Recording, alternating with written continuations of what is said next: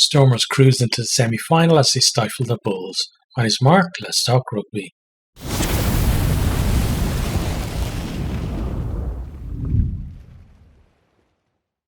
There was a blow to the Bulls even before the game kicked off. They lost Kane Moody, so it meant that they had to do a bit of a rejig in the back line. So, Chris Smith ends up starting at 10. Hussein then moves to fullback, and Aronsa moves onto the wing. Novuka comes onto the bench. Stormers, early on, they win a kickable penalty, but they decide they're going to go to the corner. Bulls manage to repel them all. They then work it to the other side, and they're forced into touch, but the Bulls were offside. Stormers to go to the corner again. Bulls holding them out at this stage. We then have a TMO check. Fourie loses the ball forward as he stretches out to ground on the line. It's a goal line drop out to the Bulls. Some great defence there. But it turns out to be only a short reprieve as the Stormers get back into the 22. Duplessis and Weber with some good carries. Lebock then breaks through a gap.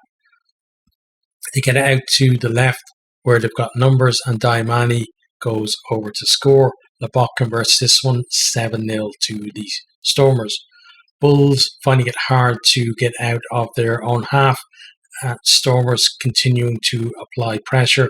Stormers then win a scrum penalty. Lebock splits the posts from the tee, and it's 10-0. Finally, the Bulls get into a good position to have a line out just outside the 22. Yanchis spill the ball into touch as he basically trying to prevent a 50-22, but overall pretty much the same result.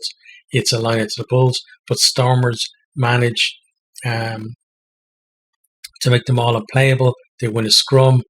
Nothing really going the way of the Bulls early on. That was the second time that the Stormers were actually able to do that to them when they looked to set up a maul.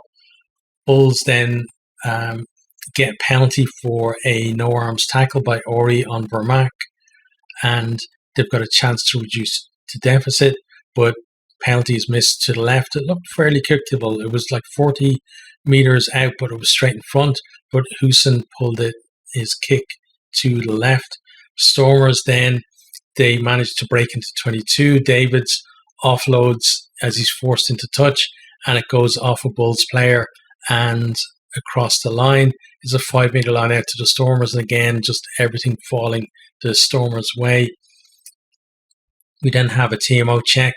Brink gets a yellow card because he took Diamani out off the ball, but they decided it was no penalty try because he would have been able to tackle if Brink if Diamani had received the ball, Brink would have been able to tackle him. Stormers decide to go to the corner again. They set up the maul. Dweber goes off the back.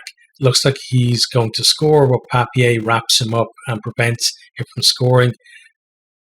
Great defense there from him, being able to stop Dweber scoring, because we've seen Dweber score tries like this a few times this season. It's a goal line drop out to the Bulls.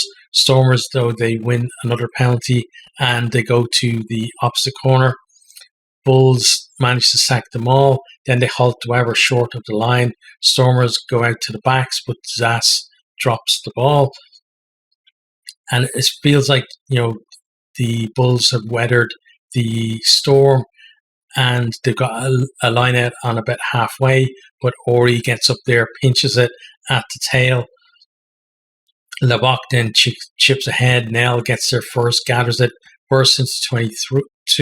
They go through the phases, and then they get it out to Zas, who goes over in the corner. It's converted for 17-0. Looking a bit worrying for the Bulls as the game is starting to get away from them. Bulls then they get back to 15 after the yellow card period. They get a penalty, kick it to the corner. Mollett within about a metre. Brink picks, and it's a good drive from him. Grounds it on the line. We have a TMO check. on-field decision is try. The check is inconclusive, so the try stands. Houston converts this one from out wide. It's 17-7, and that was our halftime score. On to the second half then, Bulls started with a bit of zip, but knock on, handling errors really were the bane of their, existence really in this game. Stormers then managed to kick through. Ball holds up on the turf, and Duplessis gets there first. Houston arrives just after and takes a heavy knock. It was kind of one of those ones where the ball just bounced, very awkwardly for him, because he thought it was going to bounce towards him and he would have been able to take it and maybe step. Instead, it bounces backwards. Duplessis gets it and then collects Houston at the same time. Houston is badly injured by this as well. And we have a lengthy stoppage as he's treated on the field. Eventually goes off on a stretcher. Hopefully he's okay and he makes a speedy recovery. Novuka comes on to replace him. And then Smith switches to 10. Stormers then, they had won a penalty just after that. We played on a little bit before the stoppage, and they'd won a penalty. So after the delay, LeBox lost the penalty, and it's 20-7. Bulls then trying to respond to putting the ball through the hands, making some progress, but Ruse managed to turn them over twice in a minute. First was a turnover, Stormers kick it, Bulls come back, then he gets over again and wins a penalty this time. Stormers managed to cross the line again. We have a TMO check, and there is a drop ball at the start of the move, but it definitely went backwards. So the try stands. Davids is the scorer, and basically Stormers, they put it through the hands and exploited space out on the right, and Davids was able to go over to score. It's converted for 27-7. Bulls again tried to respond, but they knock on once more, and errors really denying him any kind of momentum in the game. I'm sure some of the fans are probably feeling that some of the decisions went against them as well, but I think it was more, their inability really to put phases together. That was the big deciding factor, I think. But they do finally put a move together. Aronson breaks up the left after collecting a kick, gets it to Creel. He goes close before offloading to Northia, who stretches over to place it on the line. But basically what happens is he drops the ball, but there's no separation, but there's no downward pressure either. So it's ruled as no try. A bit unlucky there, but again, just these little margins and little errors really costing them a lot. Bulls so do get their try a few minutes later. They get a penalty, go to the corner, they maul, then some pick and goes after the maul is halted. Stormers are keeping them out, but then Papier, he picks and kits off when somebody else is coming through to pressure him. So he kind of backs up a bit and then goes on the outside, goes around Zass and into score. He gets a little bit further in field as well to try and make the kick a bit easier. Smith converts it. We're at 27-14. But then Stormers almost from the restart, they win a penalty, and LeBoc from the tee makes it 30-14. And at this stage, it's pretty clear that Bulls, they're not going to get enough momentum really to come back into it. We then have a seatbelt tackle from Nell on Aronson. It allows the Bulls to kick into the corner, but Stormers, once again, they sack them all and they get the scrum turnover. Bulls, they have plenty of possession and territory at this stage, but Stormers have been really good in defence. Kitsoff gets over the ball and wins a breakdown penalty for the Stormers. And then Stormers think that they have scored again. There's a crossfield kick. Williamson gathers it and grounds it, but his heel is just in touch, so it's no try. We come back for a penalty advantage. LeBoc then slots the penalty to make it 14 with 5 minutes to go. And pretty much, everyone at this stage knows that's the game. Bulls so do get a late consolation score. They have a maul in the corner, penalty advantage. Nobuka, first of all, he spills it, as he's trying to gather to go over. So we come back for the penalty. From there, then, Bulls are camped on the line, and they're picking and going, and finally Bismarck Duplessis gets over to score with clock in the red. It's converted, and 33-21 is our final score. Let's have a quick look at some of the stats from the game, starting with attack.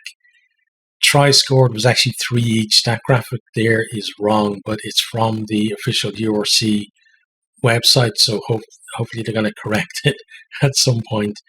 Possession 46% for the Stormers, 54% for the Bulls. Bulls with a lot of the ball, but too many mistakes really. Clean breaks, 7 for the Stormers, 3 for the Bulls. Just shows again, the Stormers were using the ball that they had a lot better than the Bulls. Defenders beaten, similar story, 17-14, and offloads 11-6. So Stormers just, that little bit better in attack, and Bulls a lot of the time just errors costing them. Onto defense then, territory 46% to 54%. Again, Bulls plenty of territory, but just not able to put the phases together really to make that Stormers defense crack often enough. Number of tackles 109 to 86. Missed tackles 19 to 16. Tackle success 85 to 84. So you can see like Stormers making most of the tackles, but like tackle success for both teams a little bit below par. But then the big one really on defense, turnovers 1, 9 for the Stormers, 1 for the Bulls. Like the turnovers for the Stormers were coming at vital times, and really, coupled with the errors that the Bulls are making, just denied them any kind of momentum in the game, and just made it very clear really that it wasn't the Bulls' days. Kicking then, kicks retained 4 for the Stormers, 5 for the Bulls. Kicking didn't have that much of an impact on the game. Neither team were really using it as a weapon. Kicking success, this stat is wrong. I don't know why they have it on their website, but it's there. So just in case anybody asks me what it's about, it's just an incorrect stat. Penalties conceded then, 8 for the Stormers, 12 for the Bulls. Bulls conceding penalties, especially at the breakdown when they were getting isolated by the Stormers, and it really did cost them, in terms of, again, getting into position and putting pressure on the Stormers' defense. In terms of just overall, one thing to say, like the pitch was in a bit of a state, seemed to be cutting up a lot, seems to be a lot of already damage to the pitch before the game even started. Let's hope that it holds up for next week's semi-final. Bulls,